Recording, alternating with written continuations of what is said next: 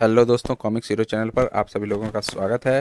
हमारी आज की कॉमिक्स है डायमंड कॉमिक्स की पेशकश विक्रम बेताल की कॉमिक्स। यहाँ दोस्तों, जैसा कि वॉलपेपर देख के आपको पता लग रहा है, इसका नाम है विक्रम बेताल और महान त्याग।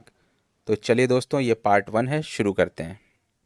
विक्रम बेताल और महान त्याग। संपादक गुलशन राय, कथानक अश्वनी आशु, चित्र अनिल गुडिकार। पहले की भांति राजा विक्रमादित्य ने शमशान में लौटकर शीरस के वृक्ष पर उल्टे लटक चुके बेताल को वृक्ष से उतारा और उसे अपने कंधे पर लाद कर अपनी राह पर चल पड़े। लेकिन मार्ग में बेताल पुनः बोल पड़ा, मैं तुम्हारे साहस और धैर्य की प्रशंसा करता हूँ राजन। तुम सचमुच बहुत परिश्रम कर रहे हो। तुम्हारे इसी परिश्रम को भुलाने के लिए इस बार मैं तुम्हें यह कथा सुना रहा हूँ, पर ध्यान रहे, कथा के मध्य यदि तुम बोल पड़े तो मैं पुनः यहीं लौट आऊँगा। प्राचीन समय की बात है। एक पर्वत के ढलान पर ऊपर नीचे दो गुफाओं में दो ऋषि रहते थे। उनमें से एक का नाम स्वामी देवाचार्य था और दूसरे ऋषि का नाम परमानंद था। इन ऋषियों के अनेक शिष्य भी इन्हीं के साथ इनकी गुफाओं में रहते थे। ऊपर वाली गुफा में स्वामी देवाचार्य का निवास था और नीचे वाली गुफा में स्वामी परमानंद का। यद्यपि वे दोनों ही सिद्ध योगी थे, परंतु स्वामी परमानंद की अपेक्षा देवाचार्य अधिक सिद्ध पुरुष थे। कभी कभार दोनों मिलते तो उनमें इस प्रकार की बातें होती। स्वामी परमानंद, लगता है तुम इस बात से चिंतित रहते हो कि मेरे शिष्यों की संख्या तुम्हारे शिष्यों से अधिक क्यों है। ऐसी कोई बात नहीं है स्वामी देवाचार्य, यह तो एक साधारण सी बात है। भला इसमें चिंतित रहने का क्या कारण हो सकता है। तुम में और मुझ में यही तो अंतर है। मैं शिष्य बनने आए व्यक्ति की कठिन परीक्षा लेता हूँ, जबकि तुम ऐसा नहीं करते। तुम हर उस व्यक्ति को अपना शिष्य बना लेते हो जो तुम्हारे पास आता है, यहाँ तक कि तुम उन्हें भी शिष्य बना लेते हो जिन्हें मैं शिक्षा देने से मना कर देता हूँ। तुम्हारी बात गलत है स्वामी परमानंद। मेरे पास शिक्षा प्राप्त करने के इच्छुक मुझे तुमसे ज़्यादा योग्य समझकर ही मेरे शिष्य बनने के इच्छुक रहते हैं। अधिक तर्क वितर्क करने के अपेक्षा शांत स्वभाव से ऋषि परमानंद मुस्कुराकर बात को वहीं समाप्त कर देने की इच्छा से यही कह देते, हो सकता है आपका ही कहना ठीक हो, परंतु मैं आपको पुनः परामर्श दूंगा कि शिष्य बनाने तथा उन्हें आशीर्वाद देने में आप इतनी अधिक उदारता न दिखाया करें। हाँ, भला यह भी कोई परामर्श हुआ। हमें गुरुजनों से जो ज्ञान प्राप्त हुआ है, वह ज्ञान हम शिष्यों के माध्यम से समाज को ना देंगे तो भला उसका फायदा ही क्या। ज्ञान बांटने में समाज के साथ साथ हमारा भी तो सम्मान बढ़ता है। यद्यपि अपनी कठिन साधना से हमने अनेक सिद्धियां प्राप्त कर ली हैं, पर हम उन सिद्धियों का उपयोग अपने लिए नहीं कर सकते, क्योंकि हम सांसारिक मोहमाया त्याग चुके हैं। फिर हम क्यों अपने शिष्यों तथा भक्तों को उन चमत्कार और सिद्धियों से प्राप्त होने वाले लाभ से वंचित रखें। ऐसा करने से उनका उद्धार ही होता है। अपने भक्तों और शिष्यों को हम जितनी उदारता से ऐसे वरदान देंगे, तो हमारे शिष्यों की संख्या उतनी ही तेजी से बढ़ेगी।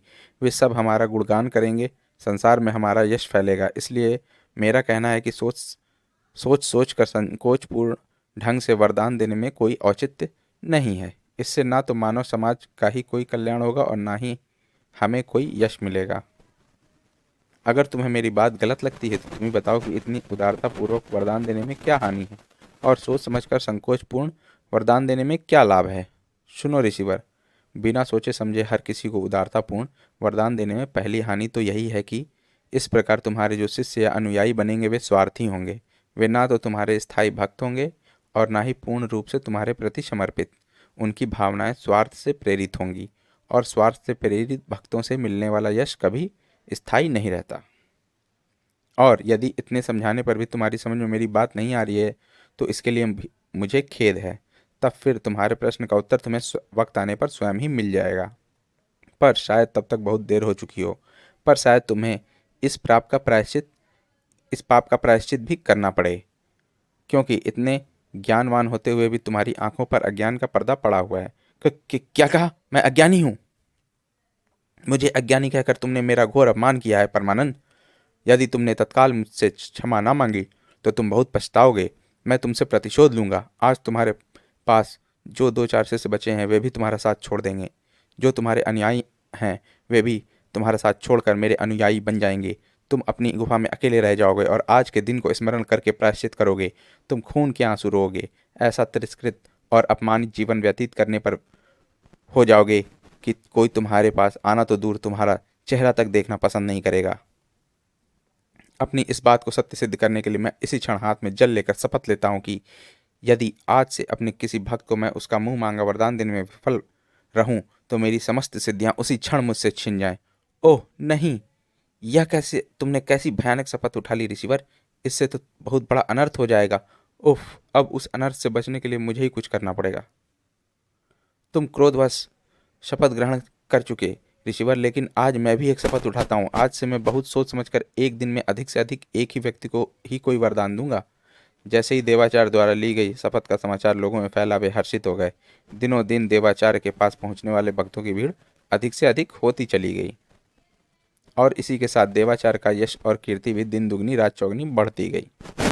उधर ऋषि परमानंद के पास उनके शिष्यों की संख्या में कमी होने लगी। कुछ गिने चुने शिष्यों के अलावा उनके सभी शिष्य व अनुयायी देवाचार्य की शरण में चले गए। ऋषि परमानंद के पास वही शिष्य रह गए जो सच्चे ईश्वर के भक्त, मन कर्म वचन से पवित्र तथा संत जनों जैसा आचरण रखते थे। देवाचार्य के अनुयायियों की संख्या में दिन प्रतिदिन वृद्धि हो रही थी, जिसमें ज्यादातर वे लोग थे जो मोह माया में फंसे पापी, पतित और स्वार्थी थे।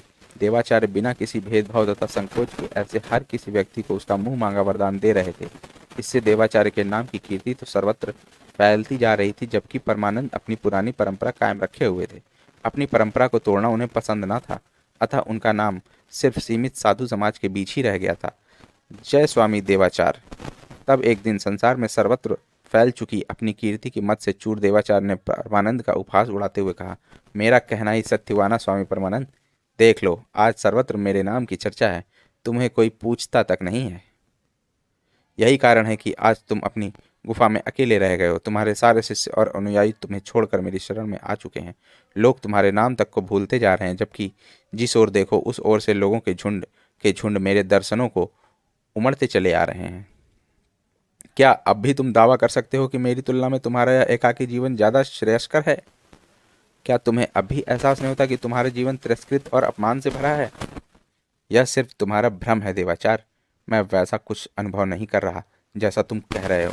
हाँ, एक बात तुम्हारी अवश्य सत्य है, समाज मेरी अपेक्षा तुम्हारे नाम को ज्यादा जानता है, किंतु इससे मैं कोई हीन भावना महसूस नहीं करता। मेरा समाज अब भी मुझे उतना ही मान सम्मान देता है जितना कि पहले। मेरे शिष्य तथा अनुयायी आज भी मेरे प्रति पूर्ण रूप से समर्पित हैं। हा हा हा हा हा। फिर तो निश्चय ही तुम्हारा समाज विलक्षण होगा, एक ऐसा समाज जो हमारे समाज में होते हुए भी हमें ना दिखाई दे। क्यों, यही बात है ना? तुम्हें मेरा समाज इसलिए दिखाई नहीं दे रहा है देवाचार, क्योंकि तुम्हारे मन में अहंकार पैदा हो गया। तुम अहंकार के मद में चूर हो गए हो। परमानंद के उत्तर को देवाचार्य ने ढीठ की संज्ञा दी और उनका उपहास उड़ाया। सुनकर शांत स्वभाव के ऋषि परमानंद ने कोई उत्तर ना दिया, वे सिर्फ मुस्कुराते रहे। समय इसी प्रकार व्यतीत होता रहा।